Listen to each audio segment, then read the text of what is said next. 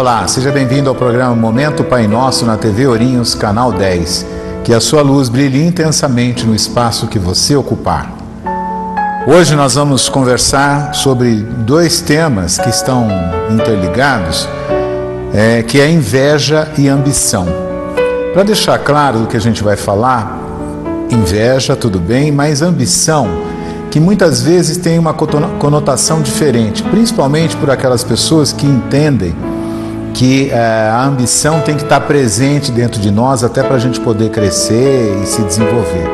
A gente observa que, sob o ponto de vista da espiritualidade, a ambição também é um defeito, né? É um problema que nós precisamos cuidar, tratar no devido tempo e trabalhar para que a gente possa crescer. E eu começo falando de inveja e ambição porque todos nós temos inveja e ambição.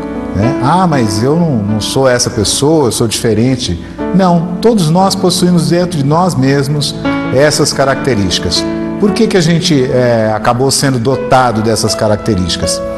Porque, de verdade, tanto a inveja quanto a ambição são dois momentos em que nós precisamos começar a compreender aquilo, tratar de uma forma adequada, e é um caminho para que cada um de nós possa evoluir, né? Sabemos que a evolução é individual, né? E diz respeito a cada um de nós, mas é exatamente com esses aspectos que a gente vai tentar trabalhá-los, e na medida que a gente conseguir trabalhar, seguramente a gente já deu um passo em alguma direção que certamente indica a nossa evolução.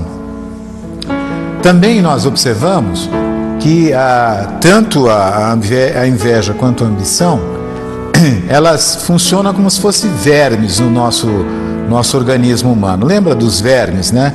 Quando você era criança, certamente seus pais diziam: precisa dar um remédio para ele para acabar com os vermes. Os vermes, de uma certa forma, eles estão presentes dentro de nós, né? E com diferentes características, e eles precisam ser, de repente, serem vistos para poder ser tratados no devido tempo, no devido espaço, e, consequentemente, a gente poder se livrar deles para poder caminhar. Mas enquanto ele está presente em nós, nós temos muitas vezes atitudes que não condizem com a nossa atuação, eu diria, espiritual no plano terreno. Por isso que a gente precisa prestar uma atenção muito grande, tanto na inveja quanto na ambição. Por natureza, eles se apresentam como dois sentimentos muito fortes e que eles acabam corroendo a natureza humana, né? Se eles não forem bem administrados, se eles não forem bem cuidados. E é por isso que eles estão conosco, para que a gente vá observando essas características e percebendo que ao longo do tempo a gente acaba desenvolvendo muitas dessas características. Quem num determinado momento da vida já não invejou outras pessoas, não invejou algumas situações? Quem de repente não teve a capacidade de também ter ambição por isso ou por aquilo, e entendendo que de alguma forma essa atitude seria uma atitude normal, uma atitude tranquila. Quando a gente vai observar isso, pesquisar sobre isso, a gente observa na questão 933 do Livro dos Espíritos, né, que diz assim: se muitas vezes o homem é o causador dos seus sofrimentos materiais, também será dos sofrimentos morais? E a resposta vem assim: mais ainda, porque os sofrimentos materiais são algumas vezes independentes da vontade. Então você vem para o plano terreno e você tem uma dificuldade muito grande de poder viver. Às vezes você não tem o alimento adequado, às vezes você não tem as condições de vida de uma casa decente para você morar, e assim como outras coisas. Mas você vem para cá e você vai ter que trabalhar com tudo isso, mesmo com o teu orgulho ferido, né? A ambição, ela tem que ser trabalhada, principalmente a ambição frustrada, aquela que você diz assim: eu queria ter um carro, queria ter uma casa para eu poder morar adequadamente e não tenho, né? E exatamente porque você não consegue comprar esse bem que você tanto necessita, na sua cabeça você acha assim, é que você sofre muito com tudo isso. E se acaba desenvolvendo alguns aspectos que a gente vai observando, como uma ansiedade muito grande, a avareza, né? Que aí quando você tem um determinado bem material na sua mão, você não quer de maneira nenhuma passar ele para ninguém, ele vai ficar com você, e de uma forma muito avarenta você acaba se apropriando daquele bem. A inveja, né? Principalmente, porque a inveja acaba sendo um instrumento de elevação espiritual, conforme eu estava dizendo. Por quê? Na medida em que você começa a desejar as coisas que o outro conseguiu, né, que as pessoas que estão ao seu redor de repente conseguiram, por que eu não posso? Né, a pergunta que você faz.